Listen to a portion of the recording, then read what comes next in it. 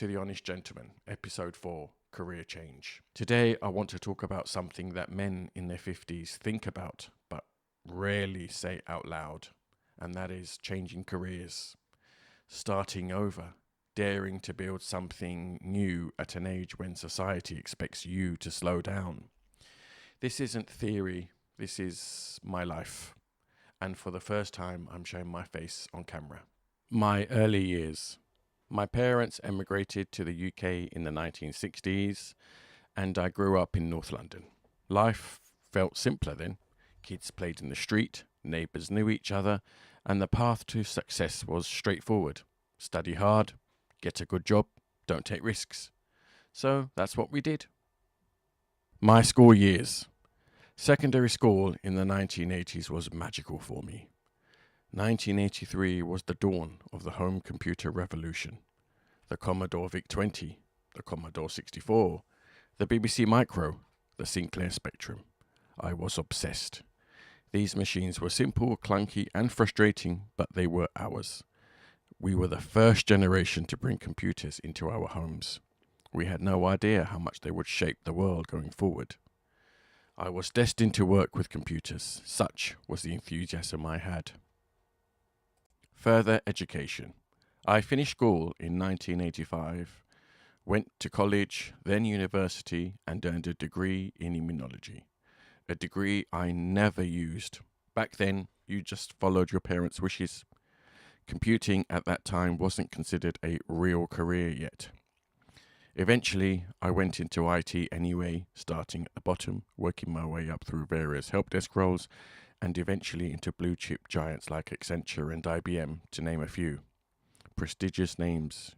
Yes, impressive CV, but deep down, I felt empty. I felt something was missing. The corporate years. I had the salary, the bonuses, the benefits, the recognition, but I had no purpose.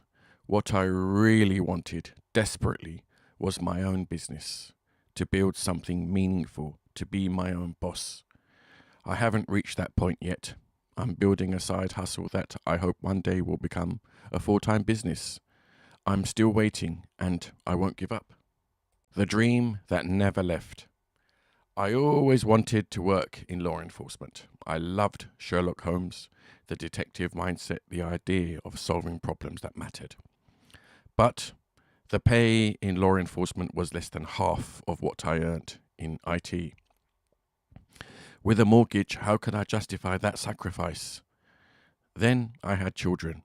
Their needs came first. My dreams were pushed aside, but they never disappeared. They stayed with me quietly, patiently. The breaking point. Eventually, things fell apart at work.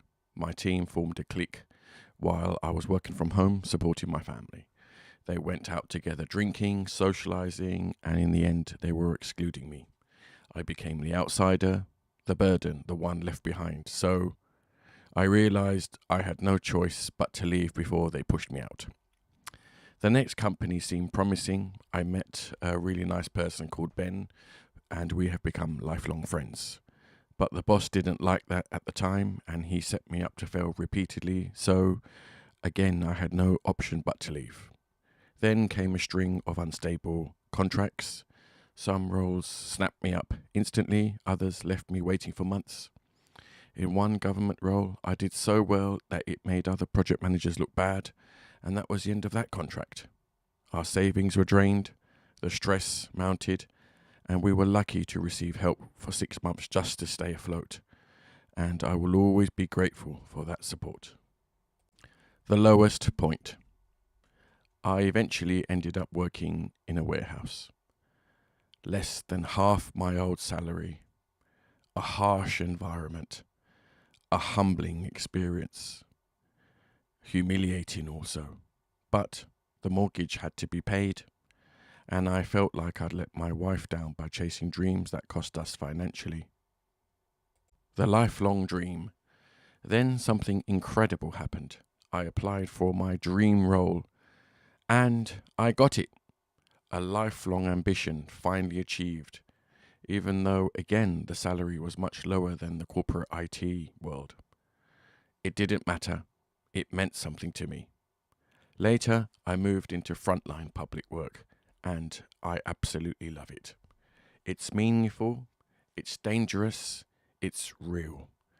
This work led me to become an author, writing about my experiences to help young people and educate adults about modern dangers.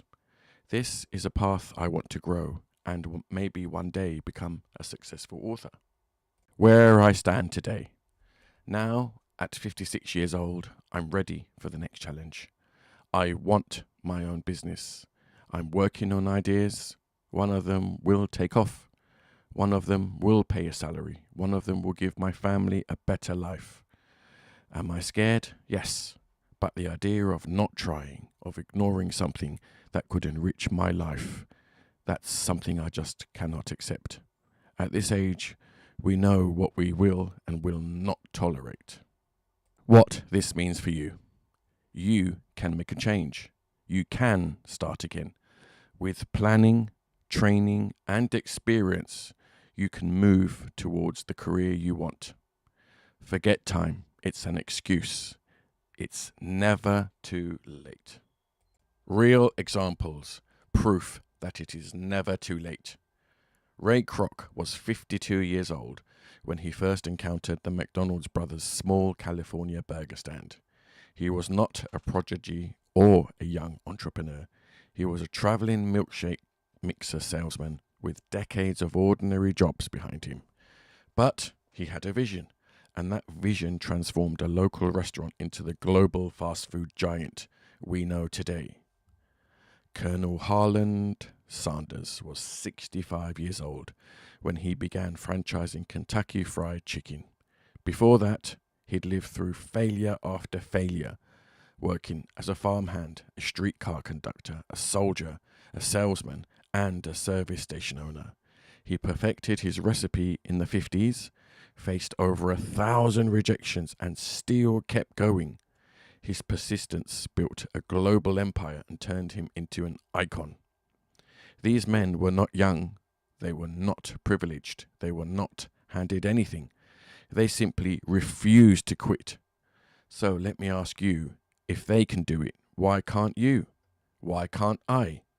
As far as I am concerned, it is never too late. I still have so much I want to achieve, and so do you. Segment 1. The reality of change in your 50s. Making a career change in your 50s is nothing like doing it in your 20s or 30s. At this age, every decision feels heavier because the stakes are higher. You've got responsibilities. You've got a mortgage. You've got a family depending on you. You've got decades of habits, fears, and expectations sitting on your shoulders. It's not just a job change, it's an identity shift. It forces you to ask questions most men avoid. Who am I now? What do I still have to give? Is it too late? Those questions can keep you up at night. They certainly kept me awake. Segment 2. The sleepless nights. Let's talk about those nights, the ones where you stare at the ceiling wondering if you're about to make the biggest mistake of your life. Is this even possible? Can I afford it? What if I fail? What happens to my family if this goes wrong? These thoughts don't make you weak, they make you human. But in your 50s, the fear hits differently. You don't feel like you have the luxury of time anymore. Every choice feels final. Every risk feels amplified. And yet, the desire for change does not go away. Segment 3. Starting your own business. For many of us, the career change is not just about finding a new job. It's about finally doing the thing we've dreamed of for years. Starting our own business. Starting a business at 50 plus is exhilarating and terrifying. The pros. You finally build something that's yours. You follow your passion instead of someone else's plan. You feel alive again, challenged, engaged, purposeful. The cons, financial instability, immense pressure to succeed, fear of letting your family down, knowing one wrong move could cost you more than money. But for many of us, the dream is louder than the fear, and that's why we keep going. Segment 4. My story. I've changed careers more time than I can count. And yes, I could have earned far more if I stayed in one place. But I didn't, because my dreams, my curiosity, and my desire to live a meaningful life always took precedence. Life is short, and I want to live it as fully as I can. Even now, at 56 years old, I'm still dreaming, still working, still moving. I'm not done. I've accepted that I may never retire, and I'm at peace with that. I have a wife and 3 children who deserve a better life, and I will do everything in my power to give them that. I'm not special by any means. I'm not a role model. I'm just a normal man with an incredible will to live the best life I can. I would also love to hear your story. If you're willing, share it with me, and I'll share it with others so we can inspire each other. Segment 5. Mental health and masculinity. Now, let's talk about the mental health side of all this, because it is real and it is heavy. The fear of failing your family, the shame of feeling lost at an age when you're supposed to have figured it all out, the loneliness of carrying burdens you don't want to share, the pressure to be strong, silent, and unshakable. And if you're shy or quiet, like I am, it's even harder to speak up. It's even harder to admit you're struggling. It's even harder to say, I need help. But here's the truth. Men our age need each other. We need to talk. We need to support one another. We need to remind each other that we're not done. That's why I'm hoping to start a weekly gentlemen's social club, a place where men in their 50s and beyond can meet, share stories, and find strength in each other. A place where we can heal, grow, and realize we're all in the same boat. Segment 6. How to make change stick. If you're thinking about changing careers in your 50s, start with a brutally honest self-assessment. You can do it yourself or pay a professional to help you see things clearly. Ask yourself, why do I need a new career? What am I looking for? What do I want to do that my previous career didn't give me? My advice is simple. Stay in your current job until you know exactly what you want to do next. Even if you hate it, that paycheck gives you the stability while you plan your next move without added pressure. Let go of the negative self-talk. Easier said than done. It's hard, yes, but essential. Build yourself up mentally. Take your time. Don't rush. Update your CV with transferable skills. Take free courses. Learn online. YouTube alone can teach you almost anything. Follow people online who inspire you and apply what you learn. Recruitment today is far more inclusive. Age is not the barrier it once was.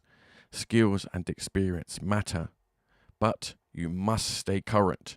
Technology, software, artificial intelligence, AI, these are tools that can help you, not hinder you. Embrace them. Segment 7. Potential careers.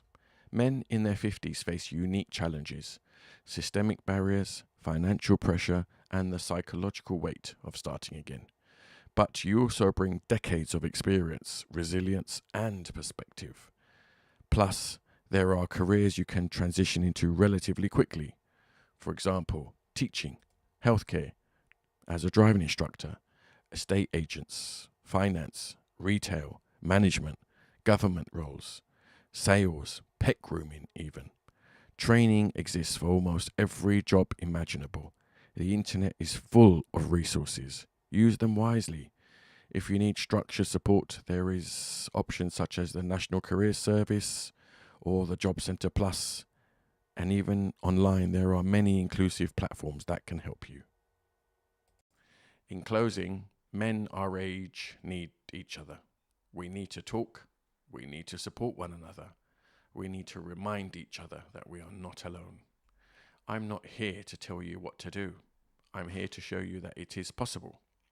You can change careers in your 50s.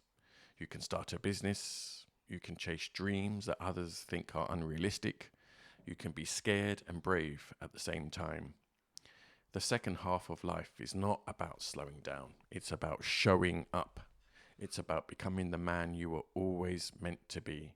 Second half strong.